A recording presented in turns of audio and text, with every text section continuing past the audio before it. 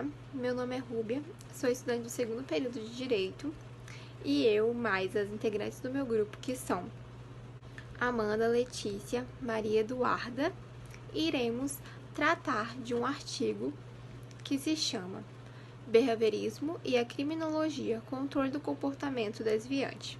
Esse artigo tem como autor Rodrigo Ianneco de Moraes. Em seu artigo, ele buscou tratar sobre o behaviorismo de Skinner, que defendia, né, a possibilidade do controle de comportamento humano pela apropriação do reforçamento positivo. Então, ele irá introduzir, né, este assunto dentro da questão da criminologia, controlando, por exemplo, o comportamento dentro das prisões, passando a utilizar do reforçamento positivo para transformar o comportamento desviante, indesejável, tipo um crime, em comportamentos socialmente aceitáveis em sociedade.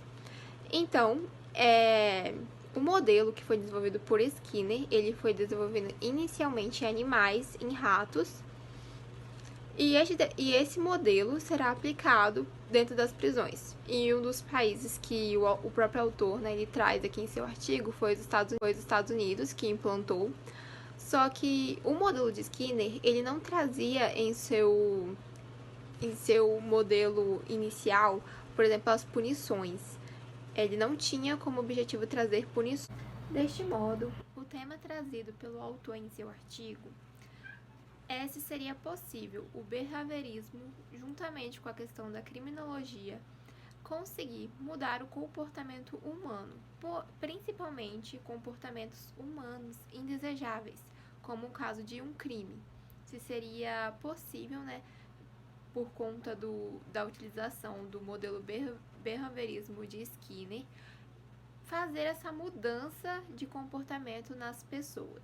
E isso será melhor explicado com o restante das meninas, que falarão mais um pouco como o autor conseguiu finalizar esse artigo. Então, o objetivo é apresentar as influências de Skinner sobre a psicologia e suas implicações nas diversas áreas do conhecimento, voltando assim para a área da criminologia.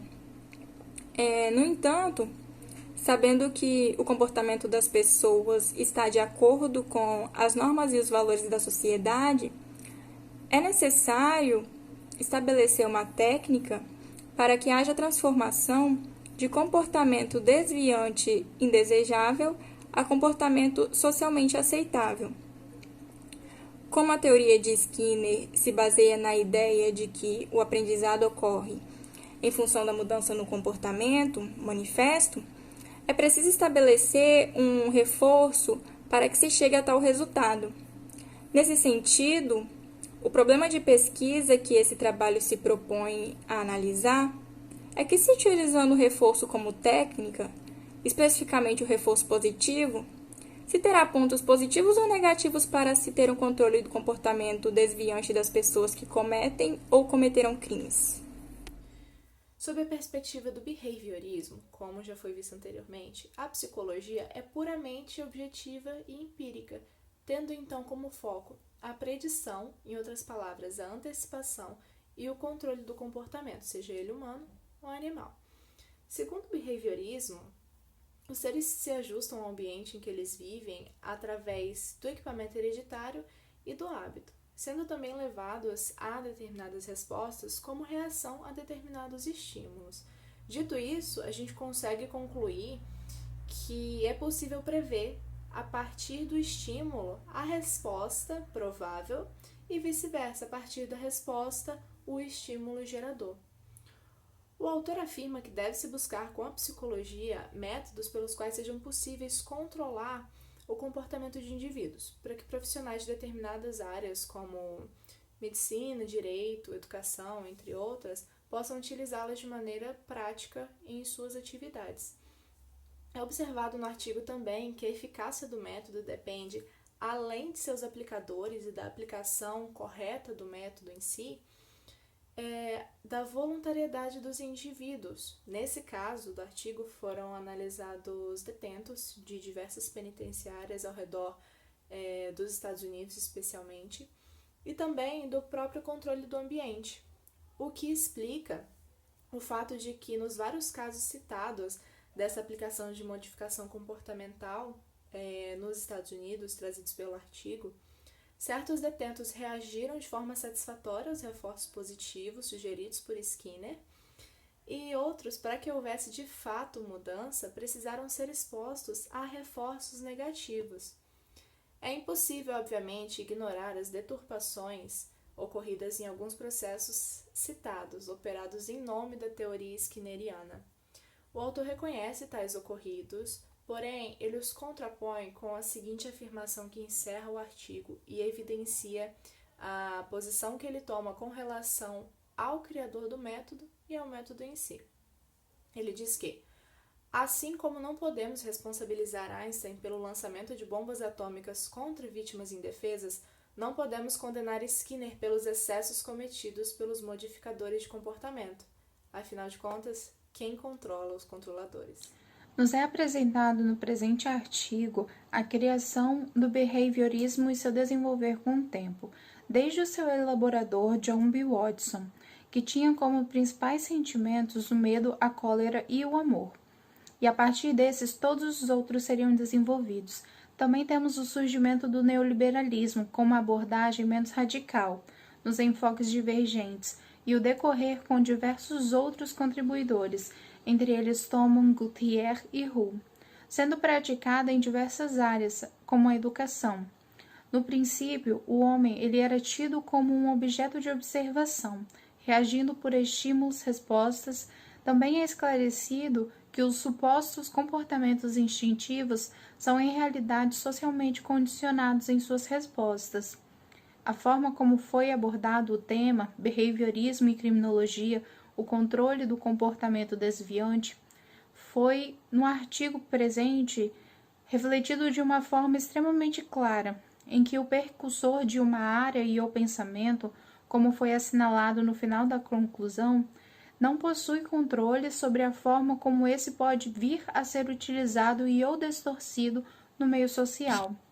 A abordagem de Skinner, no caso no modelo contemporâneo, se baseava em um comportamento observável e não numa prática de qualquer forma punitiva. Na verdade, se prezava no uso do reforçamento positivo. O tal modelo foi utilizado e viável durante diversas épocas, principalmente em ambientes controlados como as prisões, para a transformação de comportamentos desviantes e indesejáveis em comportamentos socialmente aceitos, o que se teve como muito eficaz, principalmente por volta das décadas de 60 e 70. Mas a corruptibilidade da teoria foi efetuada e a utilização de formas punitivas se tornou cada vez mais recorrente. Entre elas tem-se a psicocirurgia, o eletrochoque e drogas, tentando amansar comportamentos de prisioneiros violentos, criando assim, na verdade, uma onda de abusos de poder, degradação punitiva e a consolidação de um status quo no ambiente inserido, o que vai completamente contra a edificação do método behaviorista.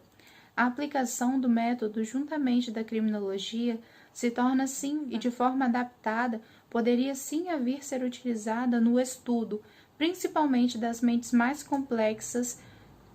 Nos resta somente a incerteza que a sua aplicabilidade já foi corrompida e pode voltar ao ser, pois parte da parte doutrinadora, e não dos possíveis objetos a serem pesquisados.